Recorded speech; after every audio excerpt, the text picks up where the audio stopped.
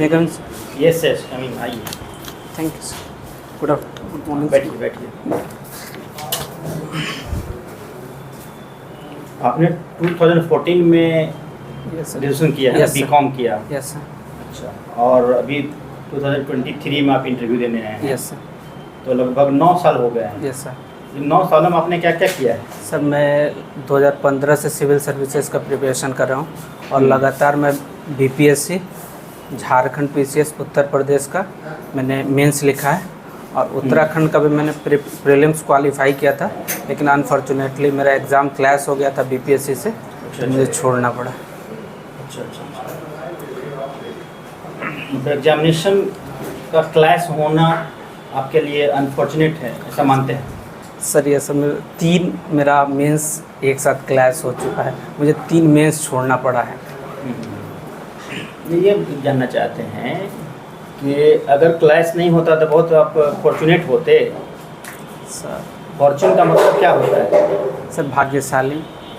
मतलब अपने आप को आप भाग्यशाली नहीं मानते क्योंकि परीक्षा देने का मौका नहीं मिला, है ना? सर मतलब मेरा प्रिपरेशन अच्छा था, लेकिन एक ही दिन पे होना पड़ा तो मुझे।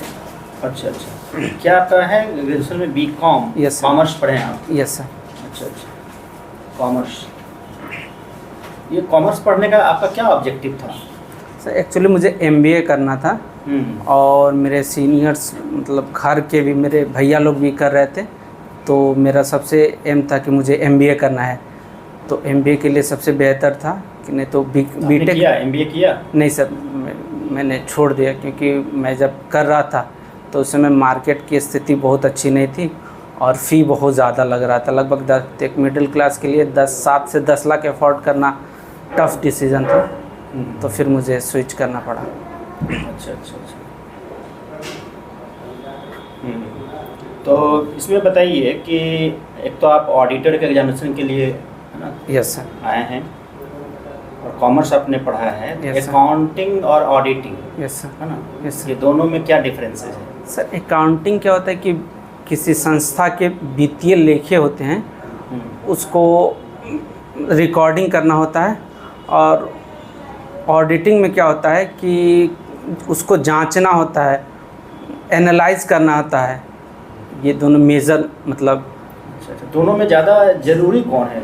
ज़्यादा हमको किस पे ज़्यादा ध्यान देना चाहिए? सर अगर अकाउंटिंग अच्छा रहेगा तो ऑडिटिंग भी बेहतर है, क्योंकि फर्स्ट स्टेप तो अकाउंटिंग करना होगा, पहले खाता तैयार होगा। अच्छा बताइए कि अकाउंट कितने प्रकार के होते हैं? सर बैंक अकाउंट, जो आप अकाउंट तैयार करेंगे, Yes, sir. लेखा तैयार Yes, sir. करेंगे, है ना, Yes, या sir. बुक तैयार करते यस सर, हैं? बुक। यस तो सर। जो आपका बुक है, कॉमर्स में पढ़े होंगे आप? Yes, sir. है ना? कितने प्रकार के बुक्स होते हैं? सर बुक तो पहले जर्नल एंट्री होता है, उसके बाद लेज़र होता है, ट्रायल बैलेंस होता है, और उसके बाद फाइनेंशियल अकाउंटिंग में जब आएंगे तो फिर रिसीट एंड पेमेंट अकाउंट बनता है, प्रॉफिट एंड लॉस अकाउंट बनता है, बैलेंस शीट बनता है। अच्छा अच्छा अच्छा, चलिए ठीक है। मिराज अहमद, यूसीसी के बारे में आपका क्या विचार है? लागू होना चाहिए या नहीं होना चाहिए? बस एक शब्द में बोलना है, होना चाहिए या नहीं होना चाहिए? सर मैं अभी इसके समर्थन में नहीं हूँ, जब तक मैं ड्राफ्ट नहीं पढ़ लेता मैं समर्थन में नहीं हूँ। आपने यस या नो में पूछा, मैंने अभी आप पढ़े नहीं हैं? नहीं सर, मतलब जब तक लॉ कमीशन का ड्राफ्ट फुल नहीं आ जा सकता, क्योंकि भारत विविधताओं का देश है। ट्रिपल तलाक के बारे में आपका क्या विचार है? सर ट्रिपल तलाक एक तलाक बिदअत है, और ये इंडिया में ही ज़्यादातर देखने को मिलता था। गवर्नमेंट इसको रूल लाई, अच्छा किया, इसको एबोलिशन के लिए मैं इसका सपोर्ट करता हूँ। अच्छा अच्छा, चलिए ठीक है।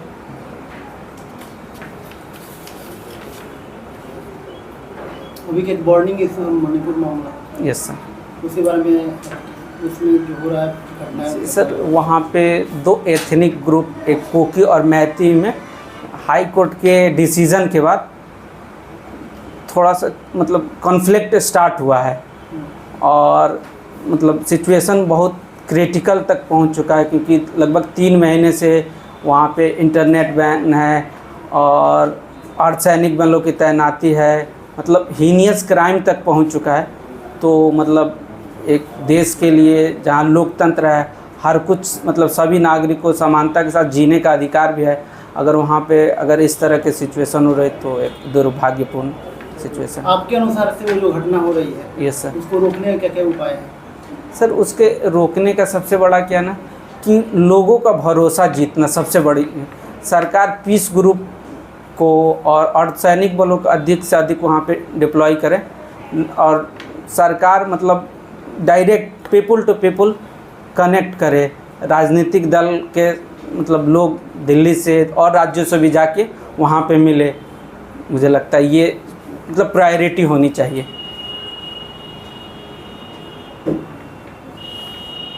अकाउंटिंग में एक फाइनल अकाउंट जो बनता है, यस सर। रहा है, यस सर। उसका डेमोग्राफिक डिविडेंड पर क्या प्रभाव पड़ेगा?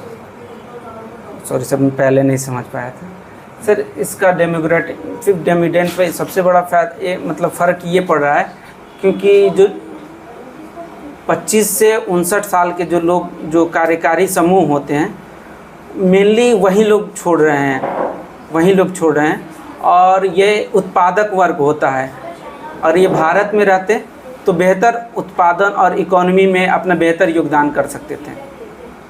तो फिर हमारी सरकार को ऐसा क्या करना चाहिए ताकि ये लोग नागरिकता नहीं छोड़े और भारत डेमोग्राफिक डिविडेंड का एक अच्छा मतलब लाभ उठा सके? सॉरी सर, मैं अभी इसको नहीं पता, मैं पढ़ लूँगा।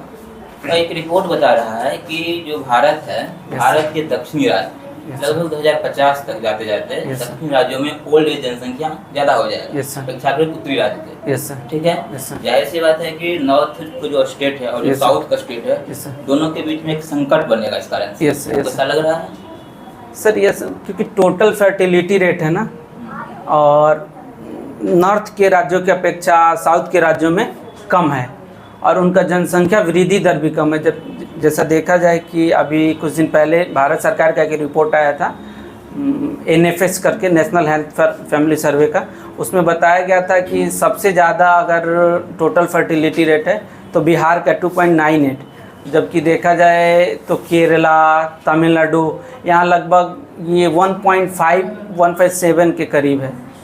तो ये ऑब्वियस है कि उसका घाटा उनको ये कैसे संकट को जन्म देगा, ठीक है, यस सर, क्राइसिस को क्रिएट करेगा, ये आपसे क्वेश्चन है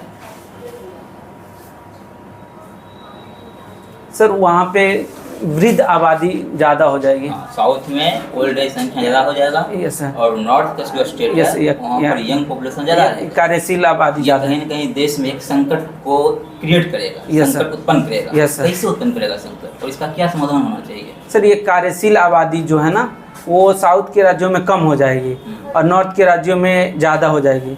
और आप फिर अगला क्वेश्चन आपका क्या था? इससे एक संकट उत्पन्न होने वाला है देश में। Yes sir. ये कैसा संकट होगा, क्यों संकट उत्पन्न होगा?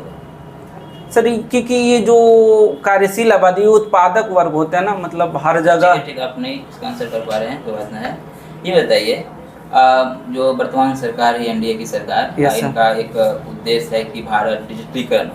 Yes sir. ठीक है, हम देख रहे हैं कि इस रास्ते में कई बाधाएं भी हैं। Yes sir. आपको क्या सब बाधा नजर आ रहा है? सर एक तो डिजिटल इंफ्रास्ट्रक्चर की कमी हो जा रही है, लोगों में डिजिटल साक्षरता की कमी है और उच्च दरों पर जो मोबाइल फ़ोन या टैब वगैरह इनकी बहुत ज़्यादा कीमत है और लोग को की उतनी आय नहीं है कि एफोर्ड कर सकें। और उसका एक बहुत बड़ा ये भी कारण हो सकता है कि एक फेक न्यूज़, फेक न्यूज़ का चलन भी डिजिटल डिविडेंड मतलब डिजिटल इंडिया में एक बाधक हो सकता है। क्या इसका उपाय होगा? सर इसका तो सबसे पहले तो हम डिजिटल इंफ्रास्ट्रक्चर में और ज़्यादा इन्वेस्ट करना होगा और जो ये मोबाइल मतलब डिजिटल इक्विपमेंट है इसको थोड़ा और चीप बनाना होगा, सस्ते दरों पर उपलब्ध कराना होगा। लोगों को डिजिटल साक्षरता के लिए स्कूल स्तर पे, कॉलेज में और NGO के माध्यम से लोगों में जागरूकता बढ़ानी होगी कि फेक न्यूज़ या और सब जो इंक्लूड नहीं कर पा रहा हूँ कि इस पर रोक लगे। इसको अवेयरनेस ज़्यादा किया जाए। ठीक है, आपको जैसा कि पता होगा कि भारत जो है ये दुनिया की 5वीं बड़ी अर्थव्यवस्था है। यस ठीक है? सर, यस सर, उसके बावजूद भी हम देख रहे हैं कि देश में कई प्रकार की समस्याएं हैं। यस सर, अब मुझे ये समझ नहीं आ रहा है कि जब भारत दुनिया की 5वीं बड़ी अर्थव्यवस्था है, भारत के पास इतना पैसा है, संपत्ति है, उसके Yes. बाद भी हमारे देश में समस्या क्यों है? जैसे आप सोच सकते हैं शहर में देखेंगे तो ये बरसात आता है तो बाढ़ की समस्या आ जाती है। Yes sir. हम मतलब एक छोटा सा शहर को भी मतलब रिनोवेट नहीं कर पा रहे हैं। Yes. आखिर पैसा हो क्या रहा है? सर हमारे पास सबसे बड़ी जनसंख्या बहुत अधिक है, हम लोग दुनिया में सबसे बड़ी आबादी वाले हैं, और शहर जो मैक्सिमम जितने शहर देखा जाए पुराने, ये अनऑर्गेनाइज बसे हुए हैं। और दूसरा कि जो अभी दिल्ली में जो आया बाढ़ की समस्या, इनका एक ना हम लोग प्रकृति के साथ छेड़छाड़, इनकॉर्चमेंट जो बोला जाता है ना, हम लोग वो करना शुरू कर दिए हैं। और सॉरी अच्छा, ठीक है, ठीक है विराज, आप अगर पंचायत ऑडिटर के रूप में सेलेक्ट कर लिए जाते हैं, यस सर, तो आपका कार्य करने का क्या तरीका होगा, कैसे कार्य करेंगे आप? सर जो मतलब पंचायती राज विभाग का जो फंड एलोकेट होगा और जो वो व्यय होगा, उसके खाते को मैं जांच करूंगा और उस पर रिपोर्ट बनाऊंगा। ये तो सब लोग करेगा, मतलब आप स्पेसिफिक क्या करेंगे? सर स्पेसिफिक के लिए मैं सर ऑडिटिंग का स्टूडेंट रहा हूँ, मैं पढ़ा हूँ, तो मैं ट्रेनिंग के बाद मैं और बेहतर ढंग से उसे समझ पाऊँगा। और सॉरी सर, इससे आगे नहीं। अच्छा, कभी कभी क्या होता है कि ऑडिट ऑब्जेक्शन होता है, यस सर, कंप्लायंस उसका सही समय पर नहीं होता है, इस पर आपका क्या रहेगा? सर मैं पूरी तहकीकात करूँगा, उसके बाद ही रिपोर्ट अपना तैयार करूँगा। अच्छा, आपने अपने हॉबी में लिखा है प्लेइंग क्रिकेट। Yes sir. आप खेलते हैं क्रिकेट? यस सर, क्रिकेट खेलता हूँ। अच्छा, बिहार के कुछ महत्वपूर्ण क्रिकेट प्लेयर का नाम बताइए जो बेहतर बैट्समैन है। सर एक तो साबा करीम थे, और एक अभी ईशान किशन है, और सर अभी तो फिलहाल ये आपने कभी ट्राई किया स्टेट लेवल पर या नेशनल? नहीं सर, नहीं सर, मैं अपने अगर मौका मिलेगा तब जाना चाहेंगे? सर अभी मिलेगा तो मैं खेल सकता, ट्राई करूँगा ऑब्वियस, क्योंकि मेरा ओके आप जा सकते हैं। Okay, thank you sir. ठीक है, बढ़िया है, कॉन्फिडेंट हो, है ना? Yes sir. जवाब दे रहे हो सबका, थोड़ा सा अपना अच्छा तैयारी करना है। Yes sir. बोलते समय थोड़ा सा घबराना नहीं है। जैसे अब ये भी क्वेश्चन पूछा था हरिमोहन जी ने, तो अगला क्वेश्चन आपका क्या था? ऐसे क्वेश्चन नहीं पूछा जाता है बोर्ड से, अपने सीनियर से। ओके, हाँ, pardon sir, okay, sorry sir, है ना, कृपया प्रश्न दोहराया जाए सर, या please repeat the question sir, ऐसे बोलना है। दूसरा, जैसे था एक परीक्षा क्लैश कर गया तो परीक्षा नहीं दे पाया, तो अनफॉर्चुनेटली, ये बहुत बड़ी बात नहीं है, ठीक है? फॉर्चुनेट होना और अनफॉर्चुनेट होना एक परीक्षा से नहीं होता है। ये जीवन का दर्शन है। वहाँ चूँकि तुम लोग यंग हो, सभी ऐसा लग रहा है ना, वहाँ जो बैठने वाले लोग होंगे सारे लोग बहुत एजेड होंगे, अनुभवी होंगे। एक छोटी सी एग्जामिनेशन जो है ना, भाग्य बनाने और नहीं बनाने से मतलब नहीं रखता है, ठीक है? तो उससे नहीं बोलना है। हाँ, बताना यहाँ क्लास कर गया था, मैं नहीं दे पाया, है ना, इसका थोड़ा सा मुझे परेशानी हुई, फिर मैं इधर हूँ, ऐसे बात करना चाहिए। अकाउंट और ऑडिट में ज़्यादा बेहतर कौन है, ज़्यादा फोकस किस पे होना चाहिए? तुम अच्छा आंसर दिए, ऐसा ही आंसर दिया जाता है। मतलब कहीं भी दो चीज़ का कंपैरिजन हो, तुम लोग पीछे सुनोगे, दो चीज़ का कंपैरिजन कहीं भी हो, तो किसी को ज़्यादा बेहतर और किसी को, है ना, कमतर नहीं आंकना होता है। वो अच्छा था।